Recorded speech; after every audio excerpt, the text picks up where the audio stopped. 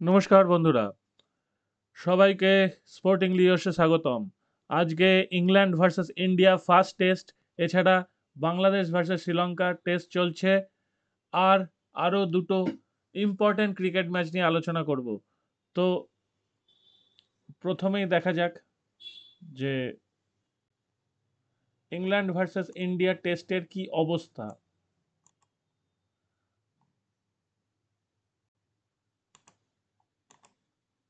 আচ্ছা, অবস্থাটা দেখব। প্রথমে দেখি খেলা হবে কোথায়, লিডসে। ঠিক আছে, ইন্ডিয়ার সবাই জানেন যে বিরাট কোহলি, রোহিত শর্মা টেস্ট ক্রিকেট থেকে অবসর গ্রহণ করেছেন। তারা অবসর নেওয়ার পরে ভারতের ক্যাপ্টেনের নাম শুভমান গিল। আচ্ছা, ইংল্যান্ডের ক্যাপ্টেনের নাম বেন স্টোকস। বেন স্টোকস সব কিছু খেলা ছেড়ে দিয়ে শুধুমাত্র টেস্টটি খেলেন। হ্যাডি ব্রুক অলরেডি দেখেছেন, সাদা বলের ক্যাপ্টেন। আর এছাড়া রয়েছে Zak Crawley, Ben Duckett, Ollie Pope, Joe root.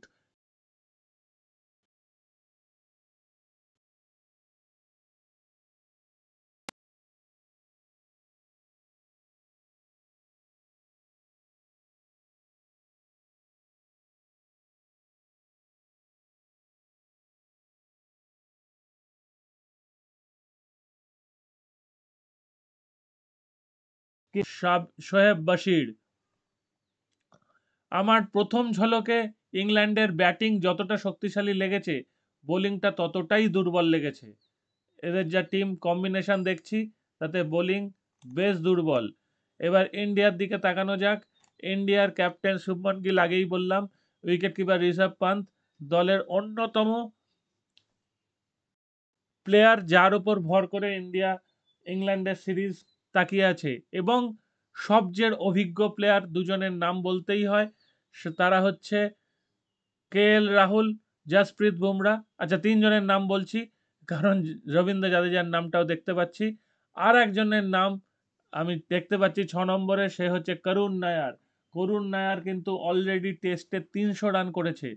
সুতরাং মাঝখানে কয়েক বছর তিনি ইন্ডিয়া টিমে ছিলেন না, কিন্তু আবার ফিরে এসছেন। করুণ নায়ার কিন্তু যথেষ্ট ভালো ছন্দে আছেন। 6 নম্বরে করুণ নায়ারকে নামানোটা ঠিক না ভুল, সেটা পরবর্তীকালে আলোচনা করা যাবে, এবং 6 নম্বরে তিনি নামবেন কিনা সেটাই দেখা যাবে। তবে আমার ধারণা 4 নম্বরে যদি শুভমান গিল হয়, 5 নম্বরে করুণ নায়ারকে নামানো যেতে পারে, 6 নম্বরে ঋষভ পান্তকে নামানো যেতে পারে। কারণ ঋষভ পান্ত সাধারণত ধরে খেলেন না, মারকুটে ব্যাটসম্যান, এবং তিনি যে কোনো পজিশনে নামলেই তার যতটা তার ক্ষমতা তাই অনুযায়ী রান করতে পারবেন। কিন্তু করুণ নায়ার প্রপার ব্যাটসম্যান, তো তার জন্য যোগ্য সঙ্গত হিসাবে কিন্তু পরবর্তীকালে কিছু ভালো ব্যাটসম্যান দরকার, যারা উইকেটটা আটকে রাখতে পারে, যাতে করুণ নায়ার স্বচ্ছন্দে ব্যাট করতে পারে। সুতরাং করুণ নায়ারকে ওপরের দিকে ব্যাট করতে নামানোই ভালো। এদিকে যশস্বী জয়সওয়াল, কে এল রাহুলের নাম ওপেনে রয়েছে দেখছি। ওটা চেঞ্জ হলেও হতে পারে যে সাই সুদর্শন আর যশস্বী জয়সওয়াল ওপেন করলেন এবং কে এল রাহুল ফার্স্ট ডাউন নামলেন, বা শুভমান গিল যদি ফার্স্ট ডাউন নামেন, তাহলে কে এল রাহুল সেকেন্ড ডাউন নামতে পারেন। সেটা টিম ম্যানেজমেন্ট ফাইনালি ঠিক করবে। এবার দেখা যাক start out as a green simmer flatten out thereafter. This is how Headingley's pitches have behaved over recent years. Lowest collective average 27.48 in the first and second innings of all English ground that have hosted at least 5 tests since 2010, and the best collective average,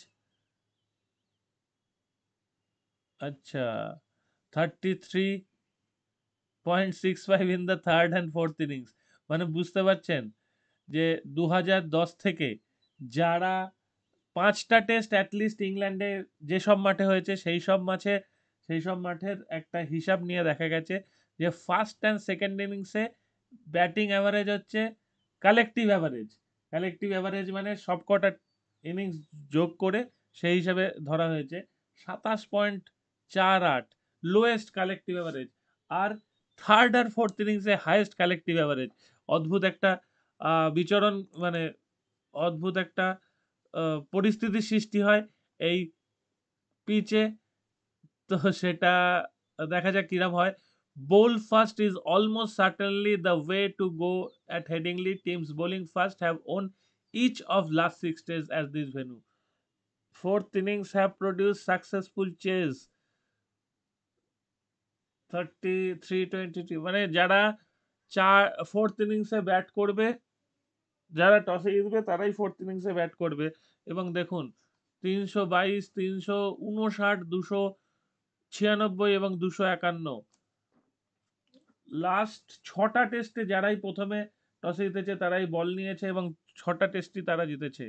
there is potentially one counterbalancing factor, though the weather in Leeds has been usually warm and dry in the lead up to test against India starting on Friday, and if that persists through the though there is rain forecast over the 5 days of the match, there is a chance for a pitch to break up more than usually it does. বৃষ্টির সম্ভাবনা 5 দিনই আছে, তবে ইংল্যান্ডের বৃষ্টি আমরা জানি যে প্রচুর সমস্যার সৃষ্টি হয় না। ইংল্যান্ডে যদি বৃষ্টি হয় আধ ঘন্টার মধ্যে যদি থেমে যায় তাহলে আর মিনিট 15-20-র মধ্যে খেলা শুরু হয়ে যায়। হয়তো বিভিন্ন টাইমে খেলায় বিরতি আসবে, কিন্তু খেলা বন্ধ থাকবে একবারে লম্বা সময়ের জন্য, সেটা নাও হতে পারে। একটা জমজমাট টেস্ট হতে চলেছে এবং আমরা বুমরার ওপর অনেক আশা ভরসা রাখছি যে এই সবুজ পিচে বুমরা, সিরাজ, প্রসিদ্ধ কৃষ্ণা এবং আমার চয়েস হচ্ছে নীতিশ কুমার রেড্ডি।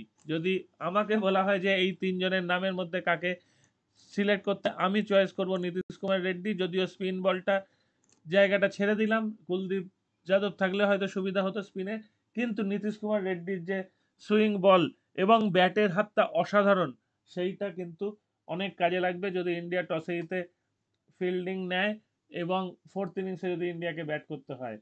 তার আগে রবীন্দ্র জাদেজা আছে, যথেষ্ট ভালো অভিজ্ঞ ব্যাটসম্যান, তো তার থেকে আমরা সেই সার্ভিসটা পাবো আশা করছি। এবার সরাসরি চলে যাব শ্রীলঙ্কা ভার্সেস বাংলাদেশ টেস্টের চতুর্থ দিনে। খেলা জমে গেছে, খেলা শুরুও হয়ে গেছে। ঠিক আছে, 9:45-এ খেলা শুরু হয়েছে। Kamindu on strike first half. আমার ধারণা কি কি হতে পারে, এই টেস্ট বাংলাদেশ জিতবে না, প্রথমেই বলে দিলাম, কারণ খেলাটার সম্ভাবনা দুটোই পড়ে আছে। একটা হচ্ছে ড্র এবং একটা হচ্ছে শ্রীলঙ্কার জয়।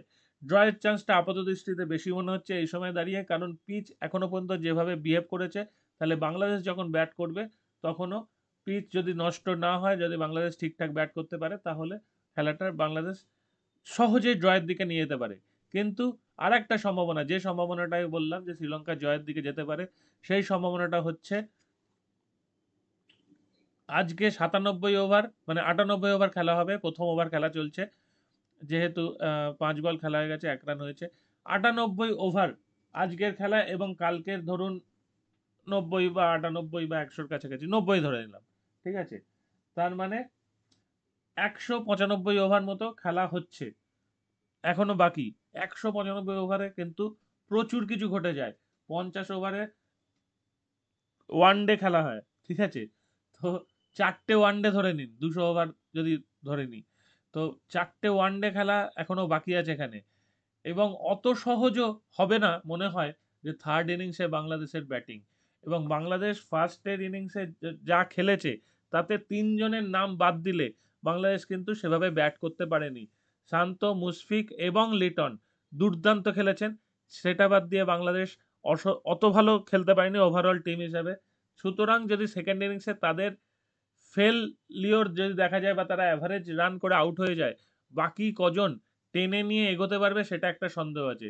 সেই জন্যে যদি এখান থেকে শ্রীলঙ্কা আর 250 রান করে, 124 মানে 125 রান ধরলাম যে ডেফিসিট কভার করতে, আর 125 রানের যদি লিড পায়, তাহলে একদম 250 রান গুনে গুনে 370 থেকে পরিষ্কার 250 মানে 530 বা 520 ধরে নিলাম, 520 থেকে 30 বা 550-এর মধ্যে যদি কোনো রান করে, তাহলে কিন্তু বাংলাদেশের ওপর চাপ সৃষ্টি করা যাবে।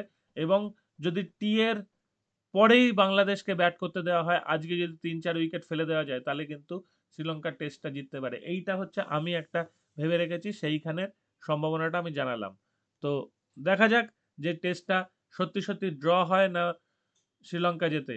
আর বাংলাদেশ জিতবে না এই কারণেই বলছি, যদি বাংলাদেশ পরের ইনিংসে ভালো ব্যাট করে তাহলে খেলা ওখানেই শেষ, কারণ আর একদিনই পড়ে থাকবে। আর বাংলাদেশ যদি ধরলাম যে 250 রানের একটা টার্গেট নিয়ে শ্রীলঙ্কাকে ব্যাট দিল 30 ওভার ব্যাট করতে, তো শ্রীলঙ্কা 30 ওভারে অল আউট হয়ে যাবে, তার চান্স কম। সেই হিসাবে মনে হচ্ছে যে বাংলাদেশ জিতবে না, খেলাটা ড্র করতে পারে বা শ্রীলঙ্কা জিততে পারে। এই হলো পরিস্থিতি। আর যে দুটো ইম্পর্টেন্ট ম্যাচ নিয়ে বলবো সেটা হচ্ছে West Indies versus south Africa মেয়েদের টি-20। আমরা দেখলাম যে প্রথম ম্যাচটা সাউথ আফ্রিকা ওমেন হারার পরে ওয়ানডেতে বাকি দুটো ম্যাচ কিন্তু সহজেই জয়লাভ করেছে ওয়েস্ট ইন্ডিজ ওমেনের সঙ্গে। তো টি-20টা কিন্তু জমে যাবে। ওয়েস্ট ইন্ডিজ ওমেন টি-20 যথেষ্ট পারদর্শী, ভালোভাবে খেলে।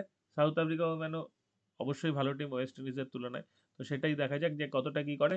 আর আরেকটা ভীষণ ইম্পর্টেন্ট ম্যাচ, সেটা হচ্ছে স্কটল্যান্ড ভার্সেস নেপাল। এই সিরিজে যেহেতু ফাইনাল নেই, তো সেটা লাস্ট ম্যাচ সিরিজের।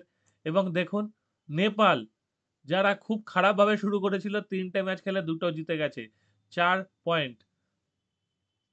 আর নেদারল্যান্ডও 4 পয়েন্ট। নেপালের রান রেট যথেষ্ট ভালো। এদের সত্যি ফাইনাল ম্যাচ নেই মনে হয়। হ্যাঁ, নেই। ঠিক আছে, কারণ তাহলে ফিক্সচারে দেখা যেত। তো আজকে যদি নেপাল যেতে তাহলে নেপাল ফার্স্ট ধরা হলো, নেদারল্যান্ড সেকেন্ড আর স্কটল্যান্ড থার্ড থাকবে। কিন্তু আমার মনে হচ্ছে আজকে স্কটল্যান্ড জিতে সিরিজটা সবাই 2 পয়েন্টে শেষ করবে। এবং তারপর রান রেটের বিচারে, যদি আজকে স্কটল্যান্ড জেতে তাহলে রান রেটের বিচারে স্কটল্যান্ড ফার্স্ট, নেপাল সেকেন্ডও থাকতে পারে বা থার্ডও হয়ে যেতে পারে। আর নেদারল্যান্ড রান রেটের বিচারে তখন দেখা যাবে, কারণ সবাইকার 4 পয়েন্ট থাকবে। তো এই ম্যাচটা দারুণ একটা ম্যাচ আমরা এক্সপেক্ট করতে পারি, স্কটল্যান্ড ভার্সেস নেপাল। আশা করি বৃষ্টি বিঘ্নিত হবে না। তো সেটাই দেখা যাক কি হয়। অনেকটা বড় হলো ভিডিও, যদি কেউ শেষ পর্যন্ত শুনে